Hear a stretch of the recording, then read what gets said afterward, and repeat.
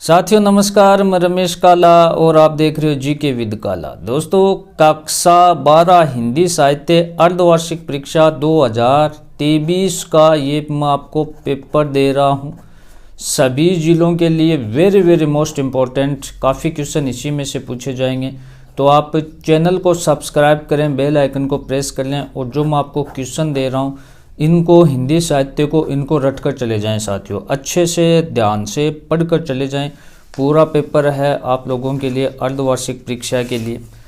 ध्यान से इसे समझें और इसे अच्छे से तैयार करें। मैं आपको बता देता हूं साथियों, ये पेपर है हमारा। एक मेरा व्लॉग चैनल है, इस वीडियो के नीचे डिस्क्रिप्शन में उसका लिंक है, लादू सरवाला उसका नाम है, उससे भी आप ज़रूर सब्सक्राइब कर सकते हो। ये देखो, ये पेपर रहने वाला है। पहले छोटे क्वेश्चन मैं आपको बाद में करवाऊंगा, उत्तर सहित हैं। निम्नलिखित गद्यांश को ध्यानपूर्वक पढ़कर पूछे गए प्रश्नों के उत्तर आपको देने हैं साथियों।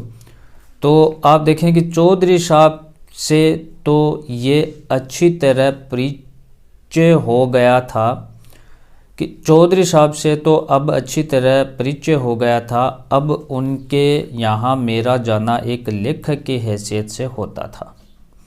हम लोग उन्हें एक पुरानी चीज़ समझा करते थे। इस पुरातत्व की दृष्टि से प्रेम और कौतूहल का एक अद्भुत मिश्रण रहता था। यहाँ ये कह देना आवश्यक है कि चौधरी साहब एक पास से हिंदुस्तानी रईस थे। वसंत पंचमी, होली इत्यादि के अवसरों पर उनके यहाँ खूब नाच रंग और उत्सव हुआ करते थे। उनकी हर एक अदा से सियासत और तबीयतदारी टपकती थी। लेखक का परिचय किससे हो गया था? तो चौधरी साहब से। चौधरी साहब के यहाँ नाच रंग और उत्सव कब होते थे? तो देखो, ये बसंत पंचमी और होली के अवसरों पर उनके यहाँ नाच रंग और उत्सव होते थे। ये लिख देना आपको, ठीक है। बसंत पंचमी और होली पर पूरा वीडियो आपको देख लेना अच्छे से। चौधरी साहब एक हिंदुस्तानी रईस थे। किसने कहा? चौधरी साहब एक अच्छी तरह परिचय हो गया था। अब उनके यहाँ मेरा जाना लेखक की हैसियत से होता था। हम लोग उन्हें पुरानी चीज़ समझा करते थे। इस पुरातत्व की दृष्टि से प्रेम और कुतूहल का अद्भुत मिश्रण रहता था। और यहाँ यह कह देना आवश्यक है कि चौधरी साहब एक पासे के यहाँ नाच रंग और उत्सव हुआ करते थे। उनकी यह अदा रियासत और तेबेदारी टपकती थी। तो ये चौधरी साहब हिंदुस्तानी रईस थे, ये लेखक ने कहा। परिचित शब्द का विलोम शब्द क्या है? तो परिचित जाना पहचाना, अपरिचित हो जाएगा। परिचित का विलोम शब्द क्या होगा? अपरिचित हो जाएगा। उसके बाद आपको कुछ क्वेश्चन मैं आपको और बता देता हूं दोस्तों। निम्नलिखित पद्यांश को पढ़कर पूछे गए प्रश्नों के उत्तर दीजिए। पद्यांश आपको पढ़ना है, प्रश्नों के उत्तर आपको देने हैं।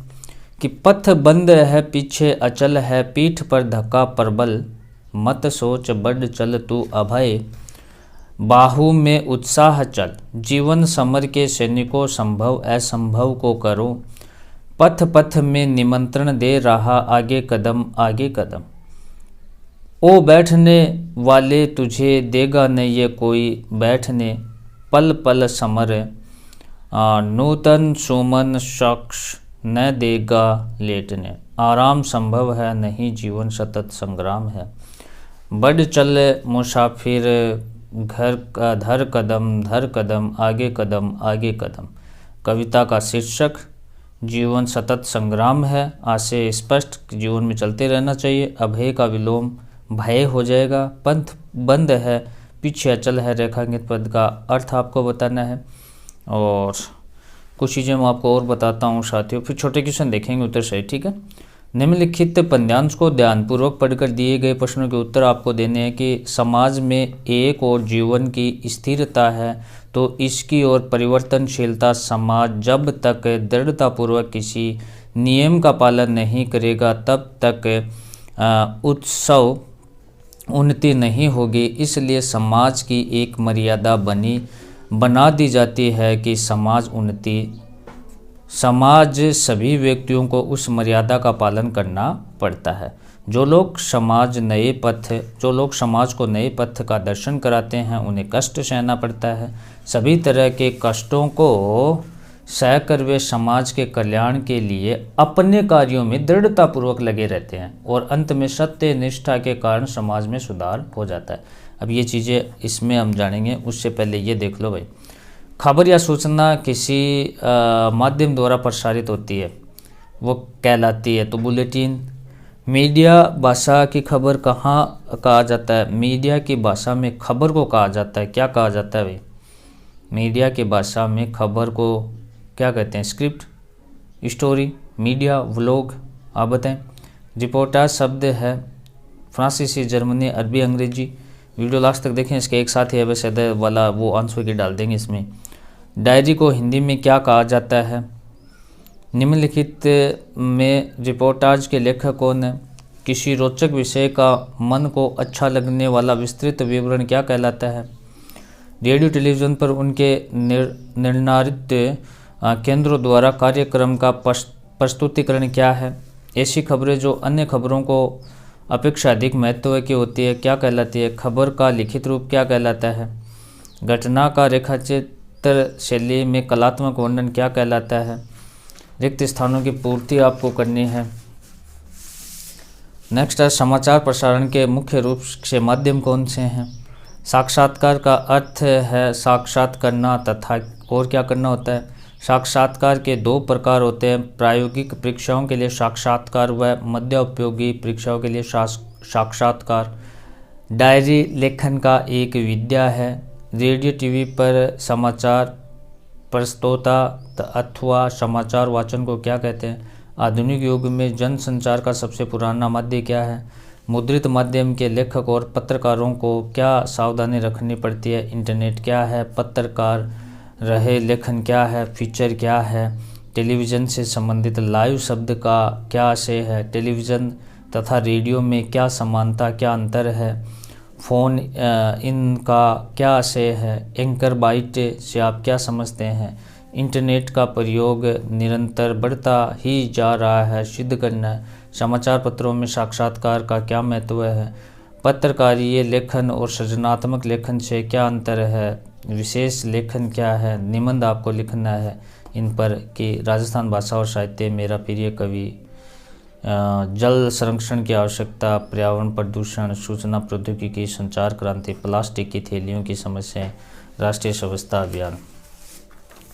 उसके बाद रेडियो टेलीविज़न पर उनके निर्धारित केंद्रों का कार्यक्रम का प्रस्तुतिकरण क्या कहलाता है? प्रसारण कहलाता है। खबर का लिखित रूप क्या कहलाता है? स्क्रिप्ट। किसी रोचक विषय का मन में अच्छा लगने वाले विस्तृत विवरण क्या कहलाते हैं? व्लॉग। और समाचार प्रसारण के मुख्य रूप से माध्यम कौन से हैं वो आपको बताना है। और साक्षात्कार का अर्थ है साक्षात्कार कराना तथा करना। निम्नलिखित में से किन्हीं दो प्रश्नों के उत्तर आपको देने हैं कि टेलीविज़न से संबंधित लाइव शब्द का क्या आशय है और विशेष लेखन क्या है?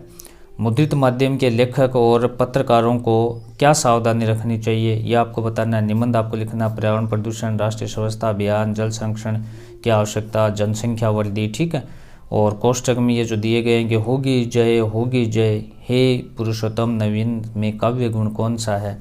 गीतिका छंद के प्रत्येक चरण की मात्रा कितनी होती है? फिर रिक्त स्थान वाले मैंने आपको सारे क्वेश्चन दिए हैं साथियों। जिस चित्त अल्लाह से द्रवित हो जाए वह गुण क्या कहलाता है? सम छंद साधारण तथा दो प्रकार के होते हैं वो आपको बताना है। निम्नलिखित प्रश्नों के उत्तर आपको देने हैं। काव्य गुण कितने प्रकार के होते हैं यह नाम लिखना है। विभावना अलंकार किसे कहते हैं? निम्न प्रश्नों के उत्तर आपको देने हैं। द्रुत विलंबित छंद को परिभाषित उदाहरण आपको लिखना है। व्यक्ति अलंकार के लक्षण आपको बताने हैं। निम्नलिखित पद्यांश को ध्यानपूर्वक पढ़कर उनको ये उत्तर आपको देना है। तो इस प्रकार से ये हमारा मोस्ट इम्पोर्टेंट पेपर था। प्रश्न हमने आपको बताए, इनको अच्छे से आप बुक में टिक मार्क करके और तैयार करके चले जाएं। ये पेपर अर्धवार्षिक परीक्षा में तैयार करना आपका काम है। अर्धवार्षिक परीक्षा में ये पेपर आपको देखने को मिलेगा साथियों। और एक मेरा व्लॉग चैनल है, इस वीडियो के नीचे डिस्क्रिप्शन में उसका लिंक है, उस चैनल को जरूर सब्सक्राइब करें। धन्यवाद।